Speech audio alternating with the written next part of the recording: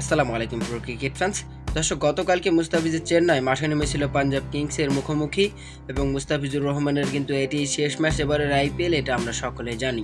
তো মুস্তাফিজুর রহমানের Chennai super Kings শুরুতে ব্যাট করতে নেমে কিন্তু পুরোপুরিভাবে ব্যর্থ হয়েছিল, কেননা নির্ধারিত 20 ওভারে মাত্র 162 রানের লক্ষ্য দাঁড় করিয়েছিল পাঞ্জাব কিংসের সামনে, যেখানে দলের হয়ে সর্বোচ্চ স্কোর খেলেছিল ক্যাপ্টেন ঋতুরাজ গাইকোয়াড় 48 বলে 62 রান।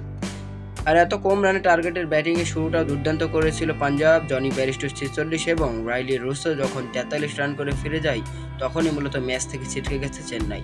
তবে এদিন দারুণভাবে নজির কেড়েছেন মুস্তাফিজুর রহমান। শেষ ম্যাচে মুস্তাফিজুর রহমান কিন্তু মায়া বাড়িয়েছেন চেন্নাই সমর্থকদের কাছ থেকে, কেননা মুস্তাফিজুর রহমান এদিন 4 ওভার বল করে মাত্র 22 রান খরচ করেছেন। যদিও তিনি কোনো উইকেটে দেখা পাননি, তবে তার তৃতীয় ওভারটা ছিল দেখার মতো।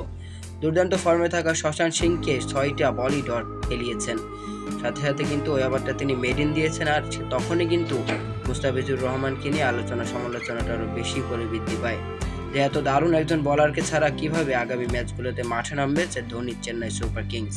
তবে সবকিছু ছাপিয়ে শেষ পর্যন্ত কিন্তু চেন্নাইয়ের হার এড়াতে পারেনি। 7 উইকেটের একটা দুর্দান্ত জয় পেয়েছে পাঞ্জাব কিংস।